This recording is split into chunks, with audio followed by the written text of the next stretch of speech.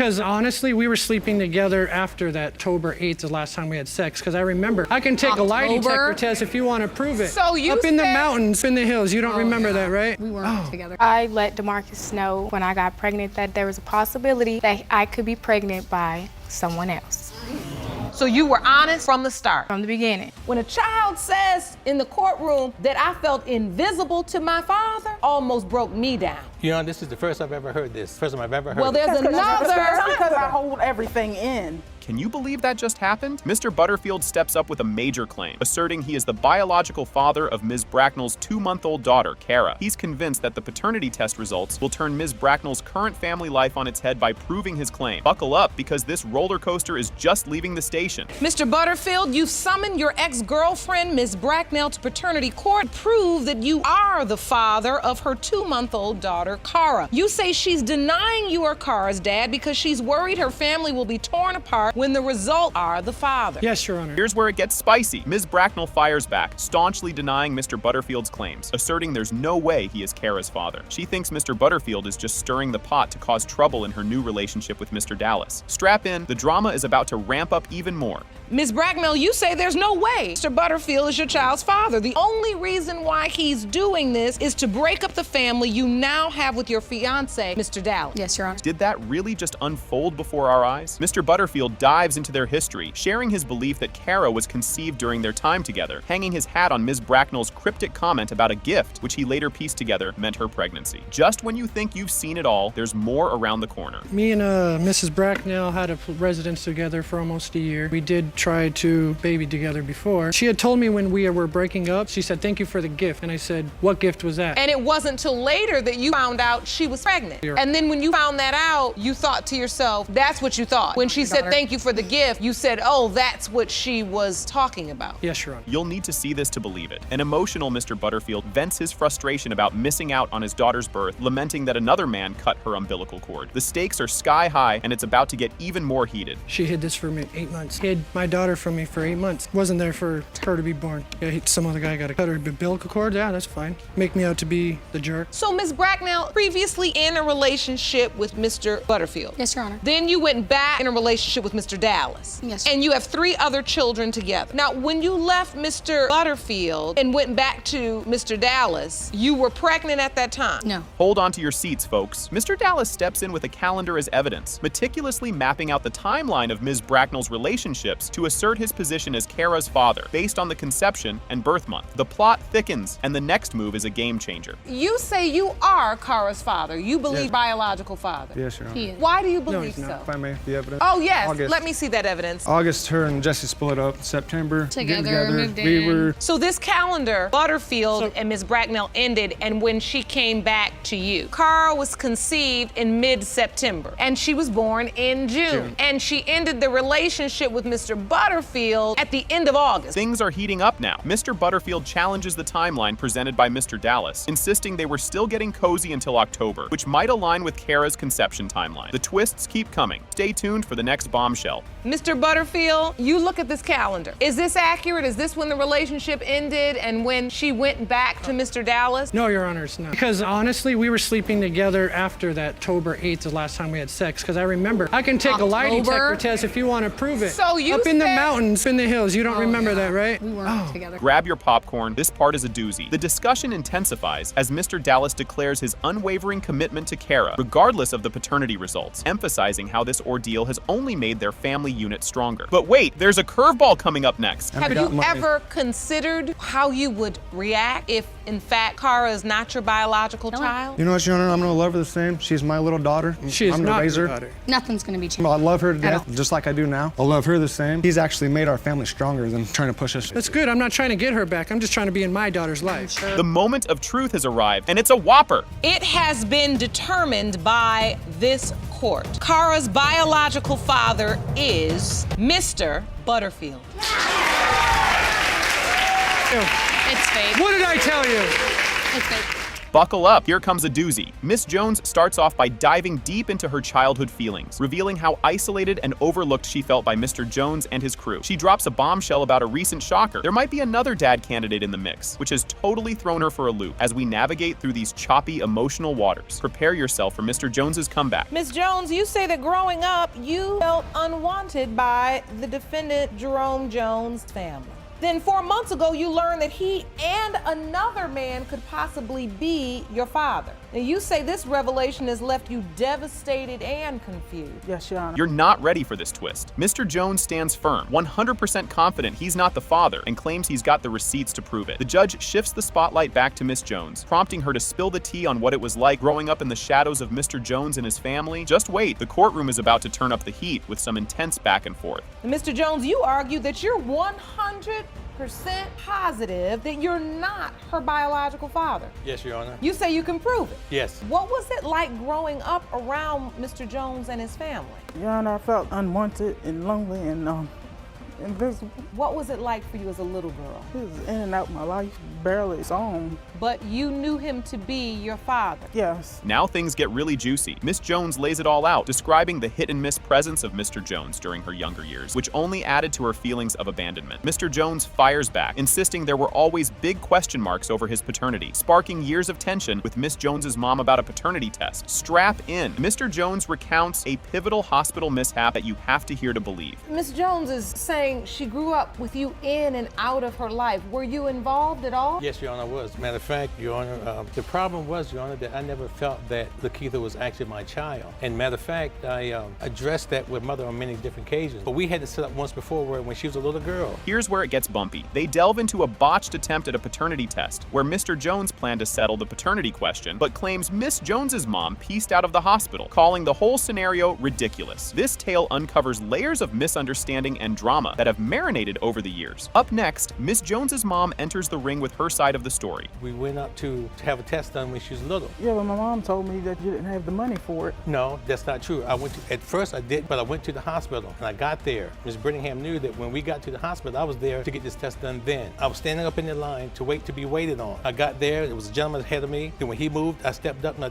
turned around and looked. She was walking out the door with the baby on. This is ridiculous, and she walked out the door. You had a relationship with Ms. Jones' mom. Yes. And the plot thickens. Shifting gears, we hear from Miss Jones's mom, Ms. Brittingham, who throws back to the early days of drama with Mr. Jones, including his straight-up denial when she broke the news of her pregnancy. This segment digs into the root of Mr. Jones's paternity doubts, despite his name being on the birth certificate and his financial support. Get ready, because Ms. Brittingham is about to drop some emotional bombs about family dynamics. If this was the case, if I was to be her father, which I paid for her for all the many years. So you've been paying child support all these years? Yes, I have, Your Honor. Are Yes, you on I the have. birth certificate? Yes, Your Honor, he is on the birth certificate. I have a copy right here. You were still in a relationship with Mr. Jones? Yes. No, Your Honor, that's During the pregnancy, was he around? No. Once I told him I was pregnant, I was dismissed. He wasn't there through the birth? No. But you named him as a father on the birth certificate? Yes, I did. Grab some tissues, this one's a tearjerker. The conversation pivots to family involvement, or the lack thereof, with Miss Jones discussing how she crashed family reunions to connect with relatives Mr. Jones never introduced her to. This part highlights her ongoing struggle to feel part of the family she was born into. Hang tight, because the courtroom's about to get hit with the truth bomb everyone's been waiting for. I've been to 2 family reunions. I don't really remember the first one. One of my youngest brothers told me about the family reunion. My mom took me out there to meet my family. So you just took your daughter out to the family reunion. She could meet her family. Yes, ma'am. Why didn't you invite her? I don't know if I didn't.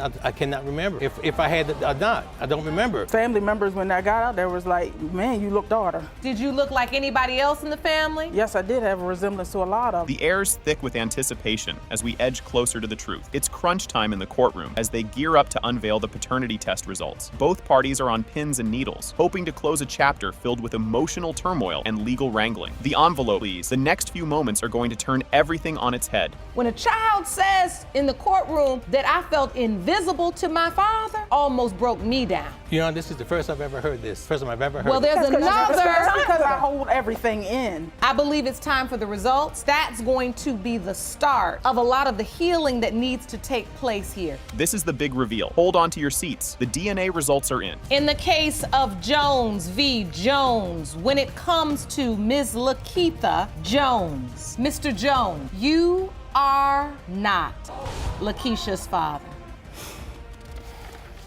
Get ready for this roller coaster. Mr. Patterson opens his case, asserting his belief that he is the biological father of 4-year-old DeMarcus Patterson Jr., despite Ms. Knight's claims that another man might be the father. Mr. Patterson expresses his strong emotional connection to the child, having named him and cared for him since birth. Buckle up, because this ride is just getting started. Mr. Patterson, you opened your case today to prove that you are 4-year-old DeMarcus Patterson Jr.'s biological father. You named him and have cared for your junior since birth. Furious, the defendant now claims another man is father. Yes, Your Honor. You're not going to believe this. Ms. Knight acknowledges that the child has Mr. Patterson's name, but contests his paternity, citing her uncertainty about the biological father due to other possible paternal candidates. This revelation adds complexity to the situation, highlighting the emotional and legal stakes involved. And guess what? It only gets wilder from here. Ms. Knight, you testify that even though your son has Mr. Patterson's name, it does not change the fact that you are unsure he is DeMarcus Jr.'s biological father. Another man could be. Yes, Your Honor. Grab your popcorn, here's a doozy. Mr. Patterson recounts his profound emotional experience at the birth of DeMarcus Jr., describing how the child looked him in the eyes, which cemented his conviction of paternity. This moment is pivotal as it showcases the emotional bond and perceived paternal connection from the very beginning. Stay tuned, the drama escalates quickly. So you testify you've been there since day one. Please explain. I've been there since birth, since he came out the womb, since he entered this world. When the doctor first, held him up and finally gave him to him, I witnessed him just completely quit crying and looked me dead in my eyes, and that's when, at that moment I just knew like they was just out the window and just was gonna leave us a happy family, but it didn't happen that way. Not exactly. Oh, the plot thickens. Ms. Knight reveals that she had informed Mr. Patterson about the possibility of another man being the father at the time of her pregnancy. This honesty from the start introduces a layer of trust and betrayal, impacting their relationship dynamics. Hang on, because there's more juicy stuff ahead. I let DeMarcus know when I got pregnant that there was a possibility that I could be pregnant by someone else. So you were honest from the start? From the beginning. Do you remember this conversation, Mr. Patterson? When she first told me she was pregnant, that's when we was like, I guess you could say doing the house hopping thing, because like when she moved out of her parents' house, she ain't had nowhere to go, so let her live there too. You'll want to sit down for this. The relationship complexities deepen as Ms. Knight discusses the sequence of events leading to their breakup and her temporary relationship with the alleged father, Ladarius. This period of separation and subsequent revelations add to the emotional turmoil and confusion regarding the child's paternity. But wait, there's more drama just around the corner. We were together every day since then. DeMarcus ended up time we were together, and I ended up leaving the alleged father. Basically, we didn't work out at all. So I called DeMarcus to let him know, hey, I could be pregnant by Ladarius and you. And DeMarcus was like, well, I want to be with you. I ain't hear from her for a month or two. And you didn't hear from her for a month or two? Yeah, I was supposed to pick up from work, but my grandma made me feel worse about it because she was like, she knew she was too fast for me anyways, but... Feel the tension in the air. The birth of DeMarcus Jr. is described as a significant event with Mr. Patterson present, reinforcing his commitment. However, decision not to allow him to cut the umbilical cord and his strong insistence on naming the child adds layers of personal investment and claim over the child. Brace yourselves. The revelations are just getting started. DeMarcus was there. He was there when my water broke. I woke him up, said, baby, my water broke. Time to go to the hospital. He didn't get to cut the umbilical cord because the doctor took it upon himself to cut it. Yeah, he did. But that was it. When he had the baby, DeMarcus looked over, said, that's my baby. They ain't naming him no Christian. Did you say that? That ain't exactly how it happened. When I looked the baby in the eyes, I was like, dang, he just completely what name should we give him? I was like, she said I always wanted a junior, and I was like, you'll do that? Then that's when the name came about, DeMarcus Latarius Patterson Jr. Things are heating up now. As DeMarcus Jr. grows older, doubts about his paternity resurface, leading to discussions about his resemblance to Ladarius and the need for a DNA test. This ongoing uncertainty affects the family dynamics, with Ms. Knight and Mr. Patterson grappling with the implications of the potential results. Keep watching, because you won't believe what happens next. So you signed the birth certificate? Yes, Your Honor, I signed the birth certificate. Without a doubt at that time, you went on and signed? I mean, I was gonna do the DNA test. At that moment, DeMarcus said, that is my baby. His name is gonna be DeMarcus Latarius Patterson Jr. And I don't care what y'all gotta say. And you know that he might not be the biological father? I was in love with him. We were together all the time. I mean, he denied the DNA test, so I'm like, you know what? Can you feel the suspense building? Mr. Sigler, another potential father, is introduced into the court, adding his perspective to the ongoing paternity dispute. His belief that he could be the father based on timing and intimacy with Ms. Knight introduces yet another layer of complexity to the case. Things are about to reach a boiling point, so keep your eyes peeled. Thank you for joining us today. Pleasure. We are discussing the paternity to Marcus Patterson Jr. Do you believe you are Marcus Jr.'s biological father? Yes, Your Honor. Why do you believe that? In the midst of me and Kaylin having dealings or intimacy, I was the one who told her she was pregnant. And when I told her she was pregnant, she said, well, if you feel like that, take me to the clinic. We got back from that situation. We had conflict. She like, it could possibly be his. So therefore now, like she say, oil and water. The moment of truth is here. The climactic moment arrives with the revelation of the DNA test results. It has been determined by this court. The biological father is Mr. Sigler. Can you believe that twist? Ms. Henderson opens the case in court, expressing serious doubts about her paternity. She has believed Mr. Henderson to be her father, but at the tender age of 15, Mr. Rycroft threw a curveball by claiming he's her biological dad. She's in court today to unravel this mystery once and for all. Just watch how the tension ramps up in what's coming next. Ms. Henderson, you claim that you believed Mr. Henderson was your biological father, but at the age of 15, Mr. Rycroft claimed he is your dad. You are doubtful and have opened today's case to get the truth. Yes, Your Honor. This revelation is a doozy. Mr. Rycroft steps up confidently, claiming Ms. Henderson as his daughter, backed up by the testimony of her mother's twin sister. Both are rock solid in their certainty about his paternity, setting the emotional stage for what's to unfold. You'll want to keep your eyes peeled for the next turn. Mr. Rycroft, you say no beyond a shadow of a doubt that Ms. Henderson is your daughter. You are here with her mother's twin sister, who claims that she too is certain you are the biological father. Yes, Your Honor. Talk about an emotional roller coaster. Ms. Henderson shares the heartache of not knowing her real father, a situation that deeply affects both her and her children who are eager to connect with their grandparents. Her longing for familial ties and certainty in her lineage is deeply moving. Buckle up, because the next clip takes us even deeper.